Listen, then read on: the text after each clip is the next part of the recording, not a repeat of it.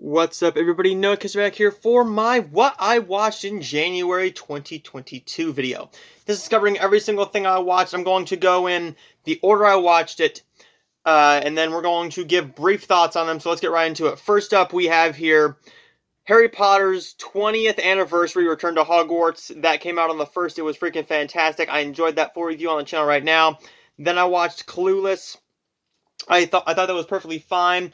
I watched a lot of stuff from my collection, almost about, I want to say, 38 to maybe 45 titles is from my collection. So the first one up here is The Purple Rose of Cairo. This is all about Jeff Daniels, who is a character in a film.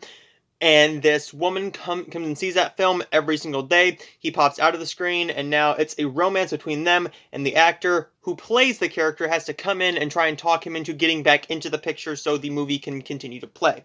Really, really decent little film there from the Dollar Tree. We don't get a whole lot of great ones. Next up is When Harry Met Sally.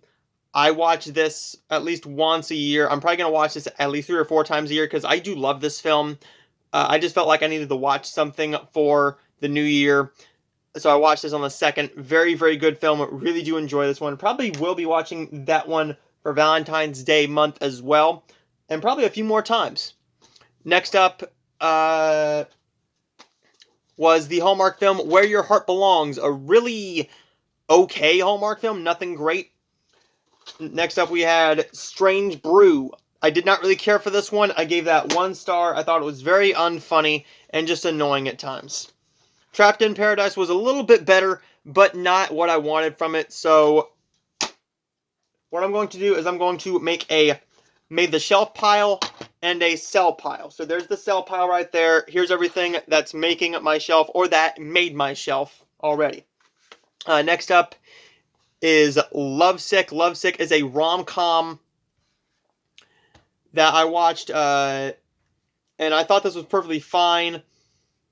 This is about Saul and Chloe, and one of his patients is in love, and you know how this movie goes. It's perfectly fine, not one I'm going to watch again, but definitely one I can see myself going, hey, I watched that movie.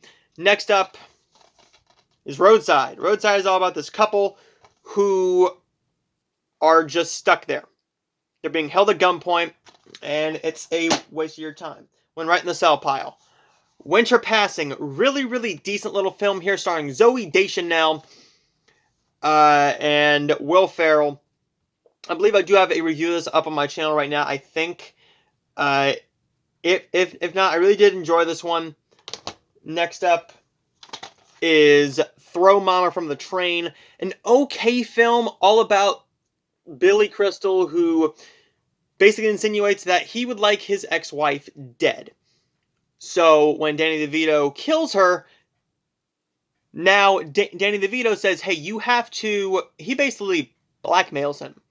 Says, hey, I killed your wife for you, now you have to kill my mama. It was fine, a one-time watch. Same with Scenes from a Mall. I could probably see myself watching this one again. So Scenes from the Mall is all about this couple who all secrets are revealed. And you are basically seeing the happy marriage go down in a downward spiral. So I'm going to end up keeping that one. This one I'm keeping as well. This is Just My Luck, a rom-com all about Lindsay Lohan, who is the luckiest person in the world, in the city. And then she kisses this one guy, and the luck goes straight to him, and the guy is played by Chris Pine, so now she's trying to get her luck back. A lot of just gratuitous kissing and making out to see which guy it was. I think that was just to see Lindsay Lohan kiss a lot of people. She was very hot at the time. I mean, movies pumping out constantly in the news, and now she's starting to come back, and I'm very proud of her. Next up is Napoleon Dynamite. I did not like this film. I thought it was annoying and very unfunny. Went right in the sell pile. Then I watched Grumpy Old Men and Grumpier Old Men. I did enjoy Grumpy Old Men more than Grumpier Old Men. Both 3.5 stars. Really did enjoy these. So probably will be keeping those.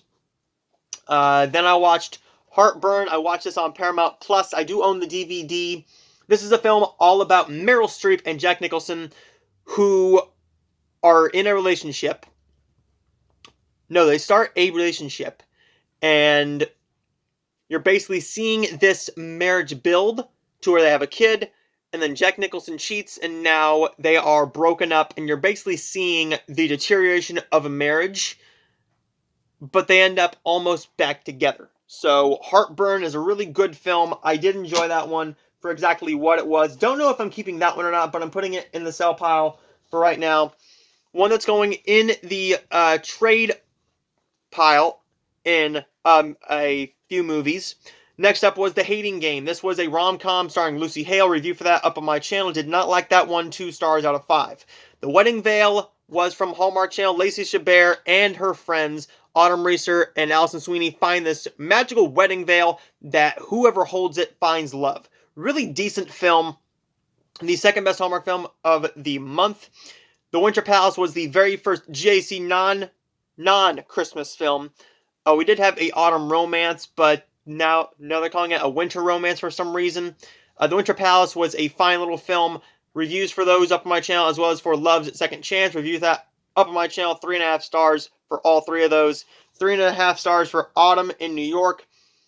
Winona Ryder falls in love with Richard Gere, and now he finally finds love. Instead of being a ladies' man, this 48-year-old who's handsome, successful, and single falls in love with a younger woman who is terminally ill. Autumn in New York is a very good film, but I don't think it's one that I could ever watch again. While it was very well done, it's not one that I can see myself watching again. Next up was The New Guy. The New Guy was a film starring DJ Qualls, all about him basically. He is a new guy. He's nerdy, he's laughed at, and then he becomes the biggest popular guy in school. There's a very nice scene with Eliza Dushku in here. I'm going to say that. This made my shelf. It was a very fun little film. Definitely one I can see myself watching multiple more times. Probably one of the biggest surprises of the entire month for me was Whatever It Takes. All about James Franco and what's his name? It's not going to tell me, is it? And Shane West. They are both falling for these girls, and one of the girls is Shane West's best friend. So they basically say, hey, I'm going to help you get the girl of your dreams. Or it seems the girl of James Franco's dreams, but now the truth is revealed. Whatever It Takes is a very good rom-com that was well done for exactly what I wanted it to be, and one that made my shelf, and I can see myself enjoying that one multiple more times. Next up is The Royal Treatment, Riverdance, The Animated Adventure, and Brazen, all sent to me straight from Netflix. Reviews for those up on my channel. The best one out of those 3 was The Royal Treatment. Next up, I watched Monte Carlo. Monte Carlo was a massive surprise. I thought this was going to be a complete chick flick with nothing in it for me. Then again, I am a Hallmark guy. I enjoy rom-coms. This one is a fun little friend road trip film that goes exactly where you think it's going to go, but one that I was not going to keep, but I've thought about it, and I can see myself popping that one in every once in a while, just as a nice little easy watch.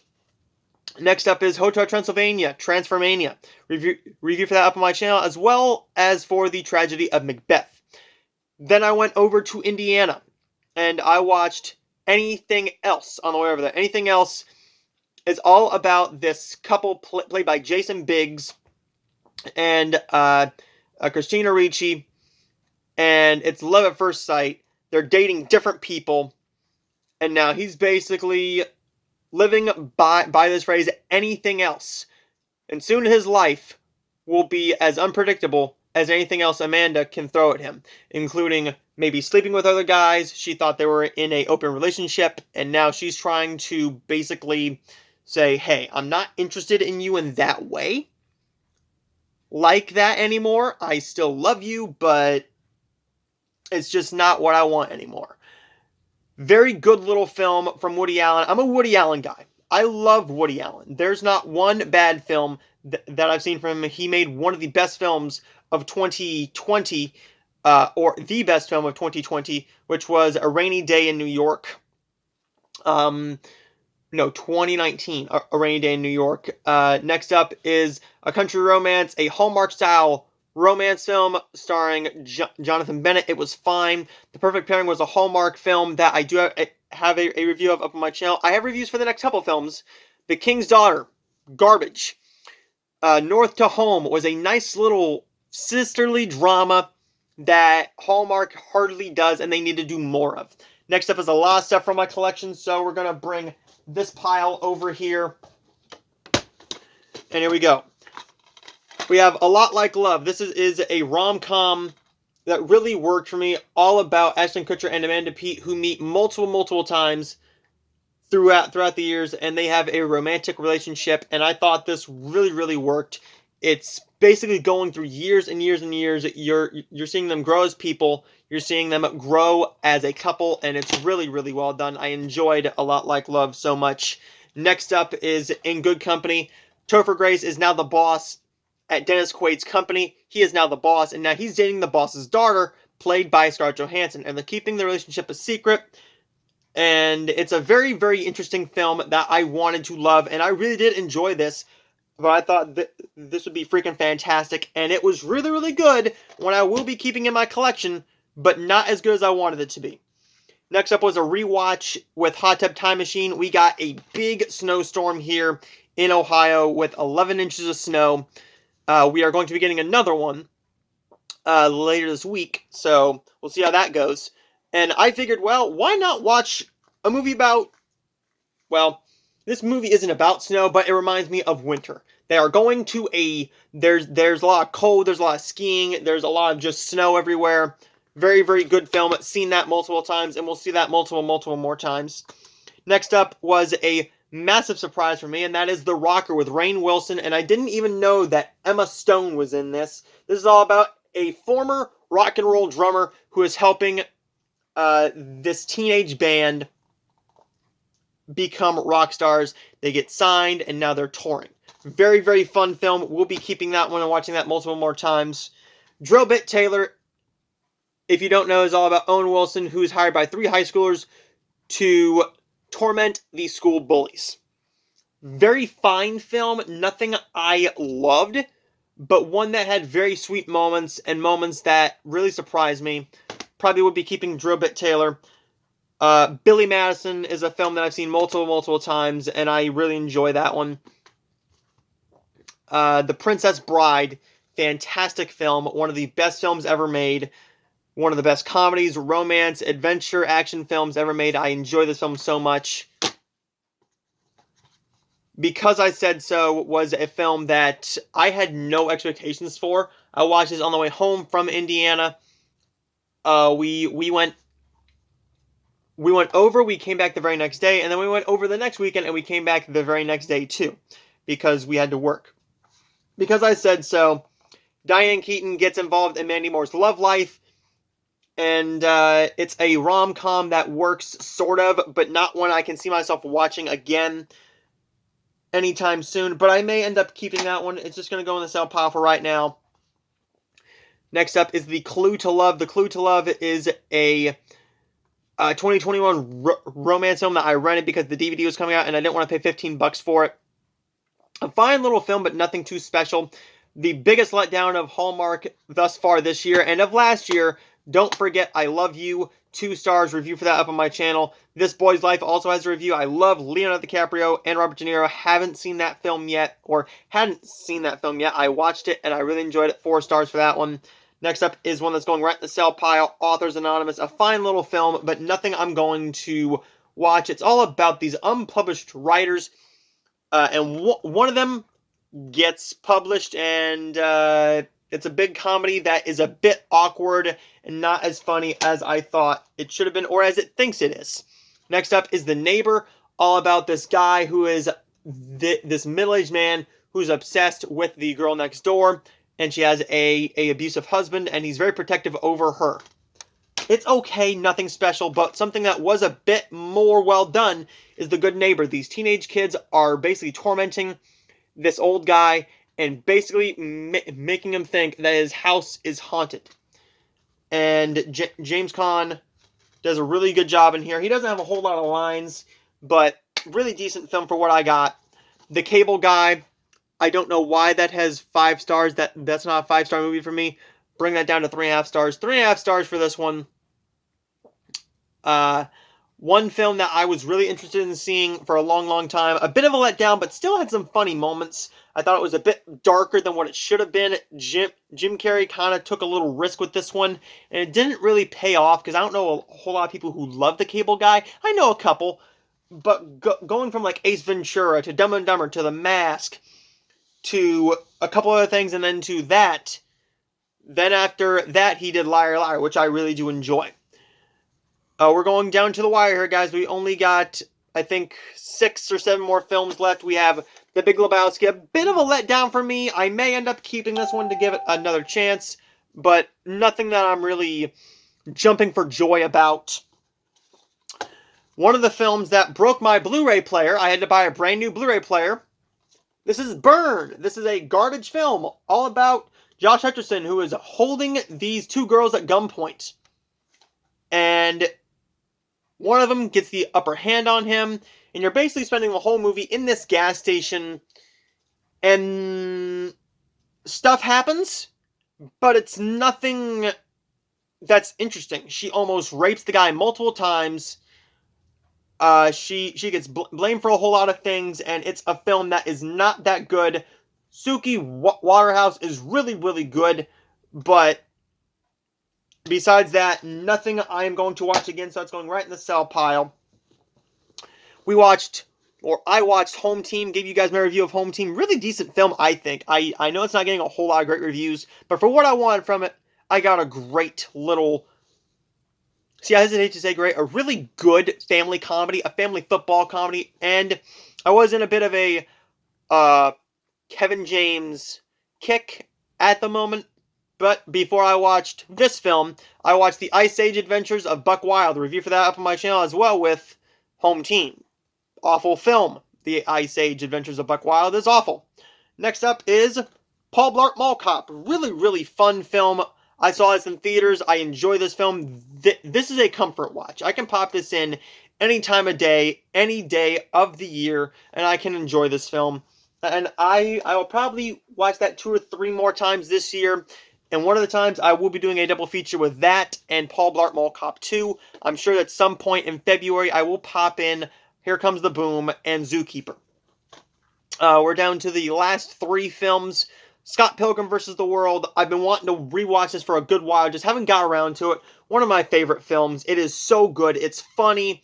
It's a rom-com. It's an action film. It's a straight-up comedy that works. It's so smart. I wish this would have done better in theaters. It's one of the greatest films, in my opinion. It is one film that I will forever keep in my collection. I've owned the DVD for a long time, and then I found the Blu-ray, and it was really, really good. Then I watched A Winter Getaway, which is a really solid little rom-com from Hallmark Channel that does work for exactly what it's trying to do, but nothing that really steals any scenes. But one of the better films of last year, and a comfort watch. This is one all about this guy, this average guy who's gifted a luxury trip, and he's mistaken as a millionaire. Sparks fly with a lovely concierge, played by Nazneen Contractor, and he wonders if she'll feel the same way about him when she learns the truth. Really, really fun film. And then the last film we have to talk about is Butlers in Love. Butlers in Love is a really solid little rom-com from Hallmark Channel. The best film of January for the Hallmark Channel, and one that I really did enjoy for exactly what it was trying to accomplish. And there's everything I watched in January, guys. That is everything. I believe a total of 56, 57 movies, only because I think I had the Omicron variant when... For the week that I was actually scheduled off work. I believe I had the Omicron variant. People in my house had the Omicron variant. And I watched a crap ton of films. As you can see well, you can't really see that, can you? Moving right back here, you see that little stack of stuff there? That's all rom-coms that I have to talk about in February, and a stack of stuff that I do want to watch. That's a video that I am uploading very, very soon. see you guys in that video, but also stay tuned for my review of House of Gucci. I will see all of you guys next time. And stay tuned for the end of February to talk about what I watched in February 2022.